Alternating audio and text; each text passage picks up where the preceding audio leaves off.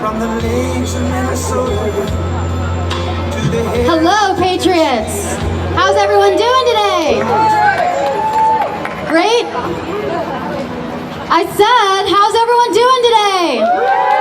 Woo! Come on, you're not dead out there. You are alive because you are American.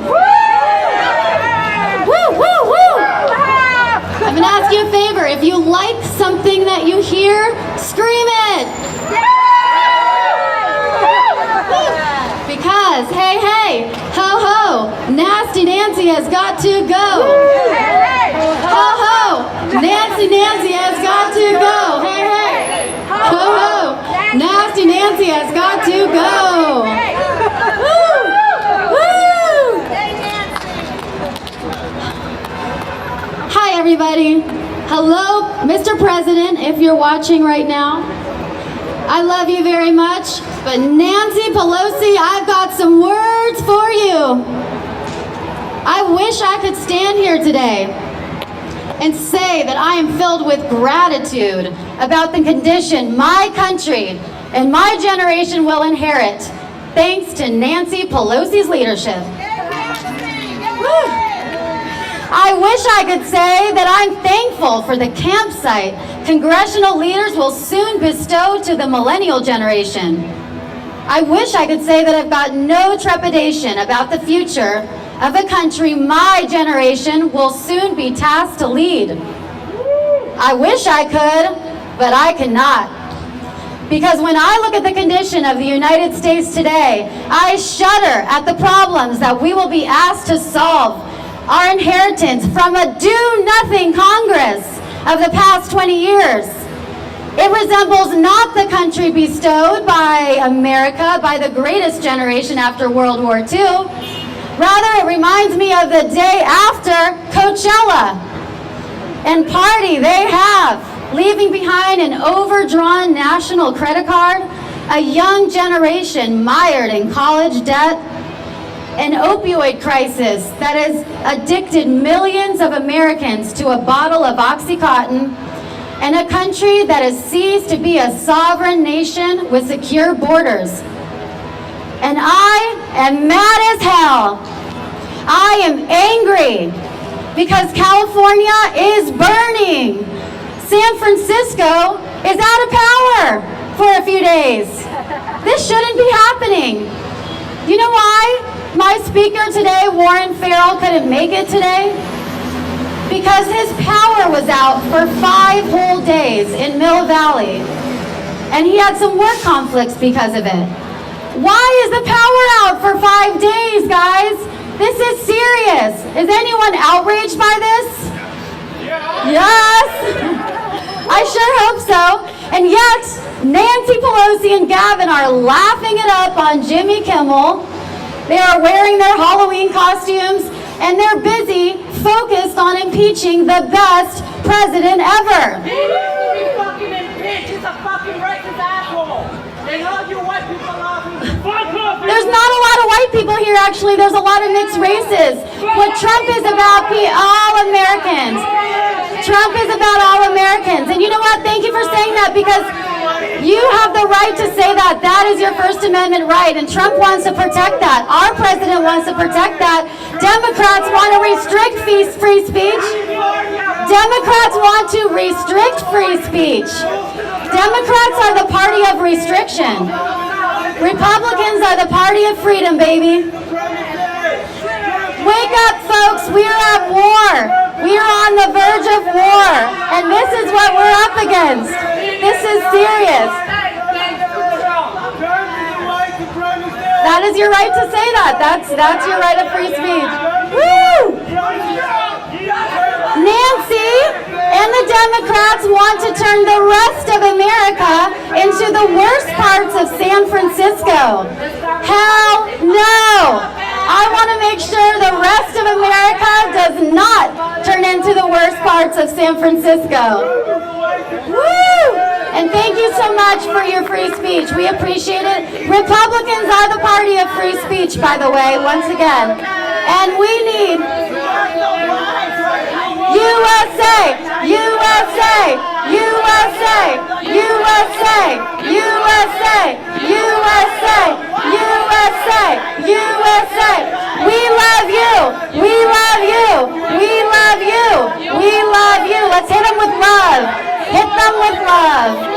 welcome with love. All right. Hey, who here is a white supremacist? Raise your hand. Are we white supremacists? No, we're not white supremacists. We need... Yeah, I don't think anyone here is a white supremacist. Are we the KKK? No, we are not. Thank you very much. We are Republicans. That's actually Democrats that are the party of the KKK. Thank you very much. This is exactly why we need a serious Democrat disruptor. And that is why I'm running for Congress and challenging Nancy Pelosi. Woo! The fight starts right here. The fight starts right now. We are here in the middle of the culture war. One of the most popular apps right now is what? The crap map. A giant poop map where there's literally human feces in San Francisco. We can't have that, right? Hey, it's your right to say that. I am here to defeat Nancy and be a Democrat disruptor. Communist Nancy. In the last 20 years, an opioid epidemic has spread across the land, killing more than 400,000 Americans. Last year, it killed more Americans than traffic accidents. It affects every race, every party, every ethnicity, every political party. One of my 4 brothers has unfortunately been battling with the opioid crisis the last 10 years, so it is near and dear to my heart, folks. It is ripping families apart. It is forcing courts to separate drug-addicted children from their parents and drug-addicted parents from their children, creating a generation of children now being raised by the states. And yet, where is Nancy on this? Our president may be the first individual that is fighting to heal the opioid epidemic. He is making a difference in the opioid crisis and prioritizing it. And where is Nancy? She's focused on wasting all her time trying to impeach this great president. Can we get a hell no? Hey, hey, hey, ho! Nancy P has got to go. Hey, hey, ho, ho! Nancy P has got to go. Woo!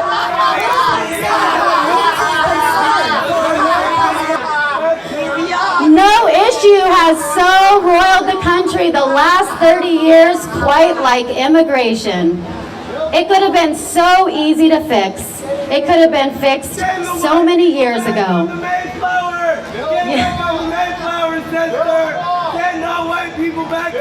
We love you, we love you, we love you.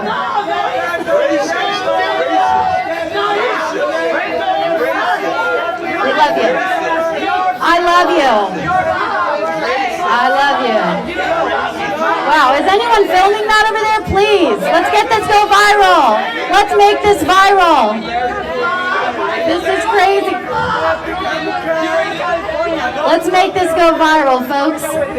This is the Democrats over there. That's what we're dealing with. No issue has so roiled the country the last 30 years quite like immigration. It would have been so easy to fix. It could have been fixed many years ago. But because Nancy and her little class of cohorts think it's to their advantage to leave it broken, it remains broken. It has been broken for so long that our country has ceased to be a sovereign nation. No sovereign country can long remain sovereign absent secure borders. And a country that cannot control its borders cannot control its destiny. May we note that you have locks on your front door, Nancy? May we note that you close and lock the back door of your mansion? On your watch, 12 million people have come into our country, not because of laws writing them in, rather they come in because they can. You may not agree, Nancy, but a lot of Americans think that we have a right to tell people and decide who comes into our country and who does not. Nancy and the squad want to have our borders open, have illegal immigrants flooding through, causing our own backyards to be more dangerous than ever, more crime-ridden than ever, more homeless than ever. Yet they have the goal to push for greater gun control, leaving us defenseless and disarmed. What does that say about Nancy's concern for America's well-being? No, Nancy, we do not need more Kate Steinleys. Speaking of, isn't it ironic that San Francisco calls itself a sanctuary city, a place that welcomes the poor and the downtrodden, yet treats the poor who live here like rats? There are over 8,000 people, thank you. There are over 8,000 people in San Francisco alone who have no place to lay their head on a pillow at night. There are many grown adults in their 30s, 40s, and beyond, even those who have steady jobs, who live in cars, closets, or tiny bedrooms because they cannot afford to live in any other way. I might be one of them. I don't live in a closet, though, don't worry. A huge reason why we have homeless is because there's a lack of affordable housing. The reason why we lack affordable housing is because of cities' elites have conspired to stop it. They are the ones behind the restrictive zoning laws. They are the ones who sing the "Not in My Backyard" chorus. They are the reason certain neighborhoods are allowed to zone themselves into segregated, uber-wealthy enclaves. They have erected so many regulatory roadblocks to housing construction that it can take 5 years to get anything built. The problem is especially challenging if you're a homeless veteran. If you are a veteran, raise your hand. Anyone here that served our country? Well, if you are out there, we thank you very much. Thank you for your service. Thank you for your service. Nancy will say thank you for your service, but she'll just let you die on the street and suffer. We have few responsibilities, honestly, folks, greater than making sure that those who have sacrificed everything for our country have a home that they can call home. There's another threat looming on the horizon that affects all Americans, and it's called the information cartel. As small startups were founded by entrepreneurs in the garages of Silicon Valley, a few grew into big companies, then giant corporations, and then monopolies. Today we know them as Google, Twitter, and Facebook. Google has become America's online library. It offers links to any information that you can find, but it also has the power to decide what you don't see. It has the power to make sure you will never find what you're looking for. The CEOs of Google and Facebook today have more power than the President of the United States. Today they censor conservative ideas.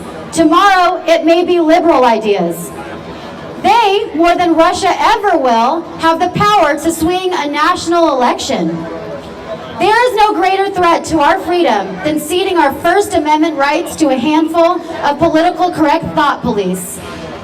I have dozens of friends who have been deplatformed, banned, and censored from these rabid companies and stripped of their right to earn a living or have a voice simply because their voices dare to speak conservative ideas.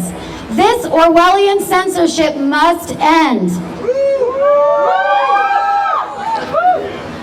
These are just some of the problems the next generation must address to preserve what is still the brightest beacon of freedom for those who yearn to live free. There are others, and it's time we talk about them. Too little has been said about the disintegration of the American family. Too many marriages end in divorce. Too many kids in America grow up in homes without a father. One of every white children, more than half of Hispanic children, and over 70% of African American boys and girls grow up in homes without a father. In North America, over 25 million parents have been erased from their children's lives after divorce and separation due to the family court system. We are told it is not politically correct to talk about it, but we've got to, because there are some very hard truths that are happening before our eyes. 40% of children raised by single mothers live in poverty. Children who grow up in single-parent homes are more likely to have mental and behavioral health problems, perform poorly in school, drop out of school, attempt suicide, commit crimes, and end up homeless. Then continue the cycle if their own family, if they're lucky enough to have a family, or not end up marrying at all because they never saw an example of what a good relationship looks like. Many boys who grow up without a present father never learned how to be a man and end up drifting through life weak, lost, and without a purpose. Many become angry or apathetic and become either a drain on society instead of an asset. It should come as no surprise that almost all of the mass shooters in the last decade have been boys who come from fatherless homes. Yet nobody wants to talk about this. Nancy Pelosi certainly does not want to address these issues. I, as someone who's come from a father-absent home myself, I have spent the last 10 years as a relationship and personal development coach, and I have witnessed and experienced these effects firsthand. It's real. It's what made me such a passionate advocate for restoring our culture, our relationships in the family unit. Former Democratic Senator Daniel Patrick Moynihan warned us 50 years ago about the disintegration of the American family unit. Too few listened, too few heeded its warnings. But instead, the political correct thought police assassinated his character for speaking truth. We now know that Senator Moynihan was right. The breakdown of the American family is the root cause of our nation's generation societal ills. It is time we have an important national discussion on how to fix the most important institution in America. How to encourage marriages that last. How to keep families together. Of all the institutions in America, I can think of none more essential to the fabric of society than the American family unit. It is worth saving. Woo! Woo! I see some lovebirds over there. It is worth saving, and it is time we talk about how to do it. In the life of any organization, any institution, any government, there comes a time to turn the page and pass the torch to a new generation. A younger generation, unscarred by cynicism. A younger generation, more interested in charting a new course than settling lifelong grievances. A generation unafraid of bold new ideas and unencumbered by old alliances that no longer serve the common good. Out with the old, in with the bold. Woo! Now, I may not have Nancy's old age, but I got a couple things that she does not. Let's start with energy, honesty, and fresh, bold ideas that work. And when I defeat Nancy Pelosi, with all your help, of course, the most important things I'll be focusing on is, number one, making sure our nation remains a sovereign nation by tightening our immigration system and getting that wall built. Woo! He likes it. We need a congresswoman who's going to put America first and not America's last. I will work on getting the homeless and unemployed off the streets, off of government dependencies, and into jobs, homes, and health facilities. Because jobs create pride and loyalty in America. I will focus on strengthening the American family unit, because strong families create a strong America. Along with that, I'll make sure our next generation is set up for success and not mired in student debt. And I believe that they need to have instilled strong values instead of the indoctrination that's happening in our schools. We need to protect our children from this. I believe things like sex, morals, and gender should be taught by loving parents in the home and not by Planned Parenthood and radical leftist teachers at school. Woo! I will focus also on making sure that our nation remains a nation of total free speech And all Americans can experience this. And we finally put an end to this conservative censorship. This was never my goal in life to become a politician, I'll be honest with you. I am not a seasoned politician who's been sitting in a gate-guarded mansion the last 30 years, totally out of touch with Americans. But I am a passionate and very angry American who's been right here in the trenches with you. And I am fired up. And I care so damn much about this country that I will not let it go down to socialism without a fight. Because our country will never be a socialist country. Look, as most of you know, I grew up in the Bay Area. I moved to Southern California after college, and now I'm moving back up here because I'm sickened to see the place I love derail into the conditions it has. I've grown so frustrated with Nancy Pelosi, communist Nancy Pelosi's leadership, and her globalist puppets that I wanted to go right to the head of the snake. I could have gone after a little bit of a smaller politician. Would have been a little bit easier, I'll be honest. But I wanted to talk to Nancy directly because I got issues with her. And I believe that most of our country's problems, you can find her at the head of them. I want to make sure that the rest of our country does not turn into the worst of San Francisco. Thank you. One of my favorite quotes is, "The only thing necessary for the triumph of evil is for good men to do nothing," by Edmund Burke. And I believe that God is calling all of you to stand up and fight. And I commend you all for taking that call in your unique, bold way. Because we truly are at war. And we need fresh fighters in Congress who are going to bring the fire and the energy, who are going to defend our president and fight for our country. No more rhinos in Washington. No more socialists in Washington.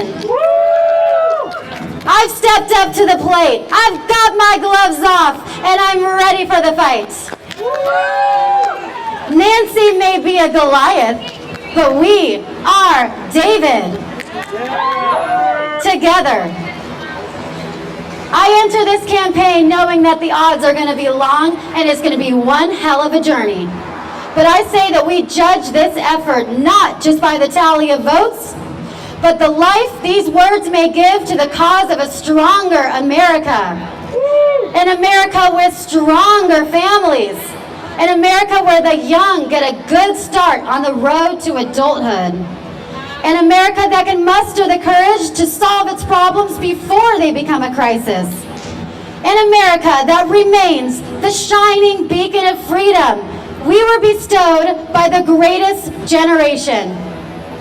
This do-nothing Democrat Congress have left us with a mess. Now is the time. My campaign is the story of true American patriots, the outsiders, the rebels, coming together and standing up to fight the establishment, to fight the socialist agenda, and take back the America that we know and love. You are part of this story, all of you guys.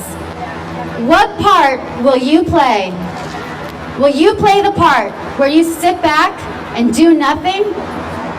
Will you play the part where you keep voting in the same old, tired, ineffective leaders? The same politicians that do nothing except for send our country into the history books? Heck no, thank you. Or will you play the part that joins me in this fight? That supports me in turning this district and this country around and have our American story continue. Woo! I take it that's a yes. You will join me. We are capable of preserving this next generation and this incredible country. and this incredible, beautiful district. The question is, will you be bold and take on this task? Will you join me in this fight? Yeah. Woo! It is up to us, folks, no one else. This is the battle of our lifetime, and together we will win this fight. Woo! One more time, hey, hey, ho, ho. Nasty Nancy has got to go, hey, hey, ho, ho. Nasty Nancy has got to go, hey, hey, ho, ho. Nasty Nancy has got to go. One more thing, we gotta get past all these trigger words and safe spaces, I'm sorry. My generation ain't got time for trigger words and safe spaces because we've got important work to do and very important public, national conversations to have that are going to be requiring us to unshackle these chains of political correctness and just get to the truth of the matter. I'm Deanna Lorraine Tesorero, and I'm running for Congress against Communist Nancy Pelosi. God bless you all. God bless this district, and God bless America. Thank you so much. You guys are incredible. I love all of you.